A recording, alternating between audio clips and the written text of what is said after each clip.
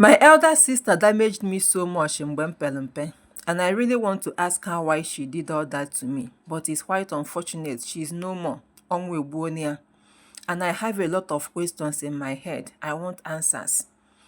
I want to move on, but it's very difficult for me. So I feel like sharing my story will make me to heal faster. So please help me to share my story. Wow. And here is her story. I am the last child of 5 children. My parents had me late in their marriage, so their first child was almost 20 years older than me. I was still very young when my oldest sister married her first husband. She took me to live with them at a point. There was no peace in that house. She and her husband fought over everything. In the end, they got divorced and my sister moved to Accra. She got into a new relationship and had a baby. When she came home to visit our parents with her man and their new baby, she convinced our parents to allow her to take me to Accra. My parents agreed. Little did they know that they were taking me to Okomo, Eboko Yagbobum. My sister had the most temperament I have ever experienced in my life. She was nice and sweet when she wanted to be, but on the flip side, she could be fearless, disrespectful, and had the strength to fight. I was 10 years old at that time, so I was learning to adapt to a new environment, but she just wasn't patient with me. I was once pounding fufu one fateful day. She felt I was not pounding it so well. She felt angry and grabbed the peso, that is akodo, and forget it on my head, or isi. After a while, she opened a shop in front of the house to sell provision. I took care of the shop after school every day. One day, she realized I had eaten some of the coffee in the shop. The moment she found out, she asked me to go look for money to pay for the coffee, or I shouldn't come home that day. I walked from Labadi to Aloja to take the money from one of our brother who is learning mechanic. My brother couldn't believe his ears and what I told him and what I am passing through in their house. He gave me the money to give to our sister. When I came home with the money, she took it without even asking me where I got the money from. I tried running away from home once, but I didn't succeed. Back in the year 2000, phones were not easily accessible, so I had no means of communicating with my parents. I lived in a constant fear and always walked on the eggshell around her so I wouldn't trigger her. Along the line, she got married to the man and had another child. They decided to move to another city, so I had to go back to our mom and to allow them to settle in first before they would come take me back. 2 years later, I went back to them, though I swear never to go back again. This time around, the hitting and the maltreatment was even 10 times what I was going through before. Every blow she gave me was intended to mend me. Her slap was meant to blind me. Even neighbors advised me to run away. He's well. Let's continue. One day, she gave me a list of things to do before he come back from outing. There were so many that I forget to do one of them. She had asked me to take out spoiled food from the fridge and trash it. That food was in a ceramic bowl. When she came back and realized that the food was still in the fridge, she called me to the kitchen and smashed the bowl on my head. I had a cut and I was bleeding, but she went on and slept and left me there.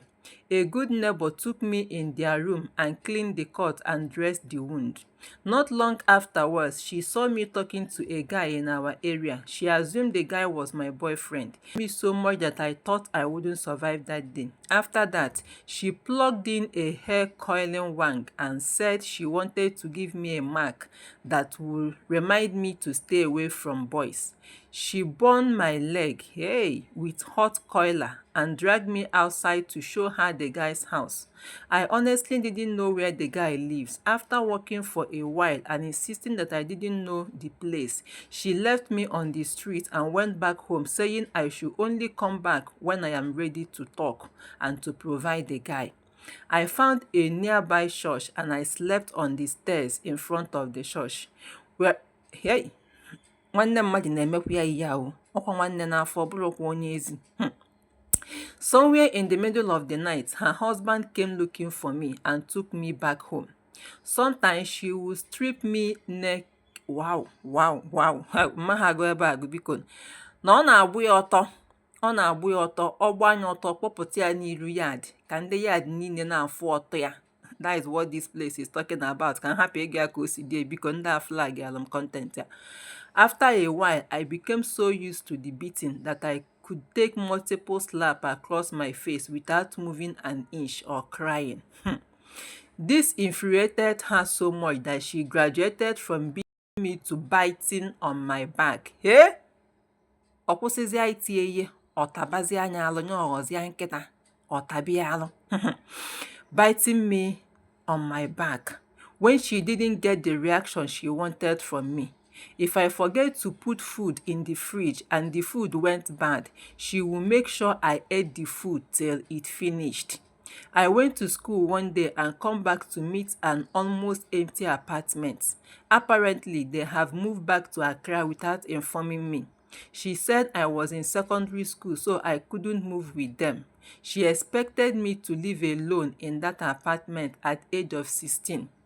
How I come out of that situation unshattered is just by God's grace. My sister damaged me as obele nwambo. I became extremely timid and jumpy. She made me feel worthless. The effects of what she did are still very evident in my life even till now. I can't rest even when I overwork myself. Unfortunately, she didn't live long enough for me to ask her why she did all that to me. I have a lot of questions. I wish she was here to answer, but she belongs to the other side now. Dead people don't talk, so I am here living with the questions. I feel like sharing my story will make me to heal faster what my sister did to me and why she did all that. It's well. My sister, come take your hug. Just come and take your hug. I understand how you feel. Just take your hug. It's well. You really have a lot of questions to ask, but onye yaju ya nwona is quite unfortunate. Reason she did all that to you is what I cannot tell you, but only thing I can tell you is to forget it. Let the past be there. Focus on your future. I know it's very difficult. You will keep on asking yourself why she did all that to you, but the answer will not come. So the only thing I will advise you to do now is to forget about the past. Focus on your future, okay? Don't let the past be a hindrance to your future. I understand. Just take your hug, okay? It's well. See you guys in my next video. Bye-bye.